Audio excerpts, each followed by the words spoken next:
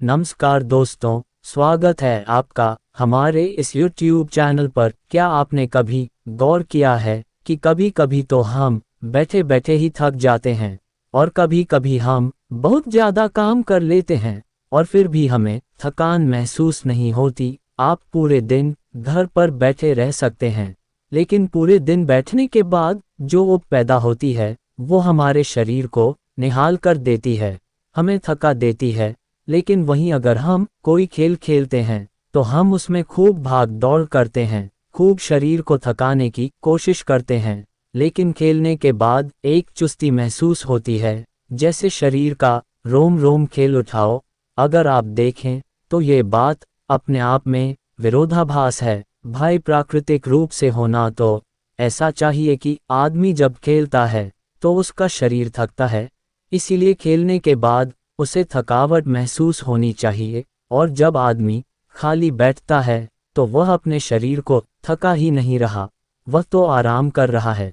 तो फिर उसे थकावट क्यों महसूस होती है खाली बैठने में? अगर आप इसका जवाब जानना चाहते हैं तो इसका जवाब है हमारे मन की ऊब। जहाँ तक शरीर की बात है, शरीर को थकने से मन नहीं थकता, और अगर आपका मन थक जाता है तो आपका शरीर साथ नहीं देता। ऐसा ही होता है खाली बैठने में, और मन की इस ऊब को हम तनाव कहते हैं। आज की जो कहानी मैं आपको सुनने वाला हूँ उसमें आपको तनाव के बारे में संपूर्ण जानकारी मिल जाएगी, और अगर आप तनाव को समझ लेते हैं तो आपके जीवन से दुखों का मिटना निश्चित है, क्योंकि दुख तनाव के कारण ही पैदा होते हैं। तो चलिए इस कहानी से हम तनाव को समझते हैं।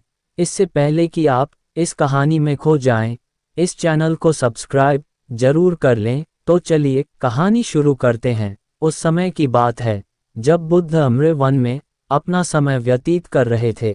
उस समय तक बुद्ध की ख्याति दूर दूर तक फैल चुकी थी। काफी दूर दूर से लोग अपने चिंताओं और दुखों के बारे में बुद्ध के पास समाधान खोजने के लिए आते थे। ऐसे ही एक दिन जब बुद्ध अम्र वन में अपने शिष्यों को उपदेश दे रहे थे तो एक अधेड़ उम्र का आदमी अपने 22-23 साल के लड़के को साथ लेकर बुद्ध की तरफ चला रहा था। बुद्ध ने एक नज़र उन पर डाली और उपदेश में बैठने के लिए कहा। जब उपदेश खत्म हुआ तो बुद्ध ने उस आदमी को अपने पास बुलाया और अपने पास बैठने का इशारा किया। जंगल में हरियाली छाई हुई थी और सुहाना मौसम था। जंगल से भांत भांत के पक्षियों की आवाज़ वहां पर गूंज रही थी। इसके बाद बुद्ध ने उस आदमी से आने का कारण पूछा। इस पर वो आदमी कहता है कि हे तथागत, मैं 2 दिन की यात्रा करके अपने बेटे को आपसे मिलवाने के लिए लाया हूँ। यह मेरा इकलौता पुत्र है, ये हमेशा थका थका रहता है। ऐसा लगता है कि इसके शरीर में कोई जान ही नहीं है, कोई प्राणी नहीं है। अगर हम इससे कुछ कहते हैं तो ये हमारी छोटी छोटी बातों पर गुस्सा करता है। इसकी देखने की क्षमता भी उम्र से पहले ही कमजोर हो गई है और इसके बाल भी पकाने लगे हैं। मुझे तो कुछ समझ नहीं आता कि ये सब हो क्या रहा है। भला इतनी कम उम्र में यह इतनी बड़ी उम्र का लगता है। हे बुद्ध, मैं अपने बेटे को लेकर बहुत चिंतित हूँ। जब मैं अपने बेटे को चिकित्सकों के पास लेकर गया तो उन्होंने कुछ औषधीय देकर कहा कि अपने बेटे को तनाव कम लेने दिया करो। वह अपने दिमाग में तनाव लेता है और इसी वजह से उसकी ऐसी हालत हो रखी है। लेकिन उनके लाख बताने पर भी मुझे तनाव का मतलब समझ में नहीं आया। मुझे पता ही नहीं कि तनाव होता क्या है और उसे कैसे उसके दिमाग से निकाला जाए। उसके लिए पहले तो मुझे ये समझना होगा कि तनाव होता क्या है, और इसीलिए बुद्ध, मैं आपके पास आया हूँ। कृपया करके मेरे समस्या का समाधान कर दीजिए। ये सुनकर बुद्ध उस लड़के को बड़ी गौर से देखते हैं, उसकी आंखों में देखते हैं, उसके चेहरे को देखते हैं और फिर उसके हाथ की नब्ज भी देखते हैं। ये सब विधियां करने के बाद बुद्ध उस आदमी से कहते हैं कि तनाव लेना तो कोई नहीं चाहता, लेकिन फिर भी तनाव लोगों को दीमक की तरह पकड़ लेता है और इंसान को ये पता ही नहीं चलता कि वो तनाव में जी रहा है। लेकिन अगर वही इंसान तनाव को समझ लेता है, तनाव के बारे में कोई ऐसा पैमाना बना लेता है कि उसे पता चल सके कि वो कितना तनाव में है, तो वो समस्या का समाधान भी खोज सकता है। मुख्य रूप से तनाव के 8 कारण होते हैं। इसके बाद बुद्ध कहते हैं कि सबसे पहले तो हमें ये समझना होगा कि तनाव होता क्या है। जब कोई इंसान कोई काम कर रहा होता है और उसका मन कहीं दूर भटक रहा होता है, कल्पना में होता है, तो उससे शरीर और मन के बीच दूरी पैदा हो जाती है, और जितनी दूरी शरीर और मन के बीच में होगी, हम उतने ही निद्रा की अवस्था में होंगे, और इसी दूरी को, इसी खिंचाव को तनाव कहा जाता है।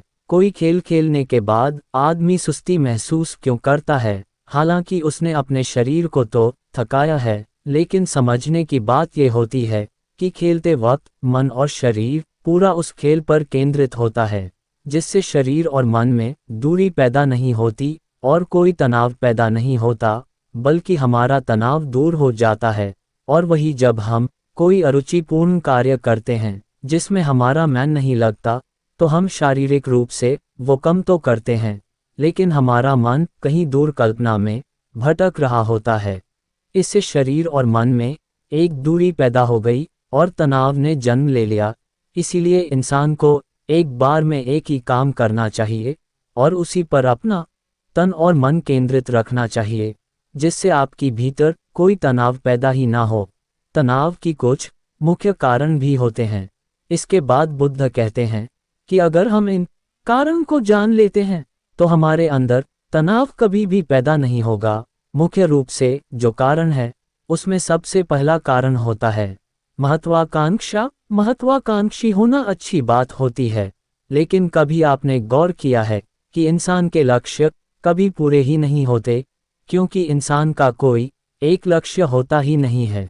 जब इंसान एक लक्ष्य को प्राप्त कर लेता है तो दूसरा लक्ष्य स्थापित हो जाता है, और इसी तरह वो अपने लक्ष्य को पाने के लिए गोल गोल घूमता रहता है।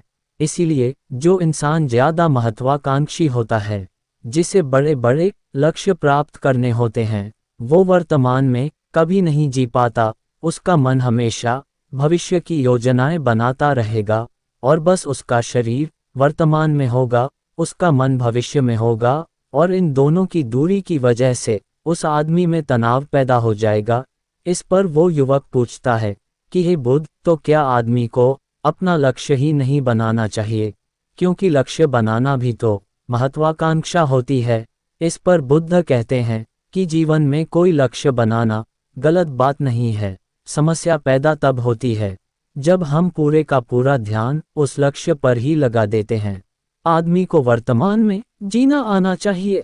आपने लक्ष्य बनाया, उनके प्रति निरंतर मेहनत करिए, लेकिन इसके साथ साथ आपके दिमाग में ये ख्याल भी होना चाहिए कि आप अभी वर्तमान में जी रहे हैं। इसके बाद बुद्ध ने तनाव का दूसरा मुख्य कारण बताया, जो कि था ईर्ष्या। बुद्ध ने कहा कि जब आदमी ईर्ष्यापूर्ण या द्वेषपूर्ण हो जाता है तो भी उसका मन सड़ने लगता है। ईर्ष्या आंतरिक घाव होता है। आंतरिक मतलब मन का घाव होता है।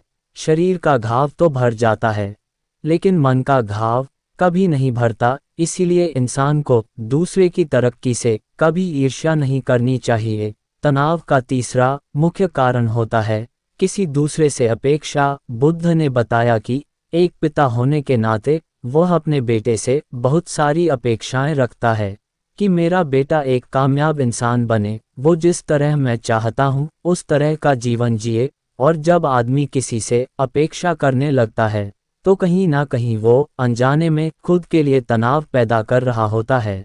जरा सोचिए कि वही बेटा अगर अपने पिता के हिसाब से नहीं चलेगा, वो नहीं बन पाएगा जो उसका पिता चाहता है, तो फिर उसके पिता के मन को तनाव पकड़ लेगा। इसीलिए किसी से भी अपेक्षा नहीं करनी चाहिए, ना ही दूसरे से और ना ही खुद से। इसके बाद तनाव का अगला मुख्य कारण बताते हुए बुद्ध ने कहा कि अरुचिपूर्ण कार्य करने से भी मन में तनाव पैदा होता है। जिस काम में हमारा मन ही नहीं लगता, जिसमें हमारी रुचि ही नहीं है, तो उस काम में हम अपना मन नहीं लगा पाएंगे। हमारा मन कल्पनाओं की उड़ान भरेगा और हमारा शरीर वहीं बैठा रहेगा। इसीलिए दोनों में दूरी पैदा होने की वजह से ये भी तनाव का कारण बन जाता है। इसीलिए आदमी को सिर्फ रुचि के हिसाब से ही कार्य करने चाहिए। इसके बाद बुद्ध ने कहा कि शारीरिक दुख भी तनाव का कारण होता है। जब आदमी को कोई शारीरिक कष्ट होता है तो आदमी का मन उसी बीमारी के बारे में सोचता रहता है, जिससे उसके मन में दुख के विचार पनपते हैं और वहां पर तनाव पैदा हो जाता है।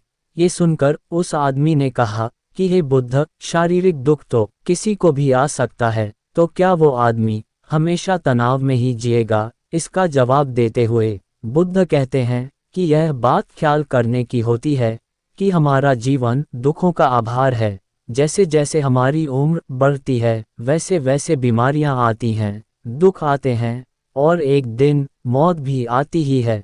तो बीमारियां जीवन का अभिन्न हिस्सा है। किसी में उस समय से पहले आती है तो किसी में बाद में आती है, और जब इंसान का मन इसके बारे में समझने लगेगा तो अपनी बीमारी के बारे में सोचकर ज्यादा तनाव नहीं लेगा, क्योंकि वह जीवन का एक अभिन्न हिस्सा है। और इसके लिए आदमी को शारीरिक रूप से भी अभ्यास करते रहना चाहिए ताकि उसका शरीर लंबे समय तक स्वस्थ बना रह सके। और यह भी जान लो, तनाव का एक मुख्य कारण होता है अपनी योजनाओं को समझने के लिए वक्त ना देना। कुछ इंसानों के मन में कोई ख्याल बनता है और वो उसी पर बिना सोचे समझे कार्य करना शुरू कर देते हैं, और जब उस काम में उन्हें नाकामयाबी मिलती है तो वह तनाव से भर जाते हैं, क्योंकि उन्होंने वह काम शुरू करने से पहले उसके बारे में पूरी जानकारी नहीं ली थी। आदमी को कोई भी योजना बनाते वक्त उसके बुरे परिणाम के बारे में सबसे पहले सोचना चाहिए।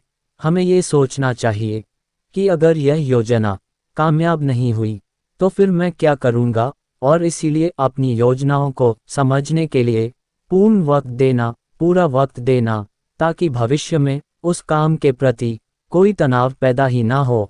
और सबसे आखिरी कारण जो तनाव का होता है वो होता है ज़्यादा सोचना।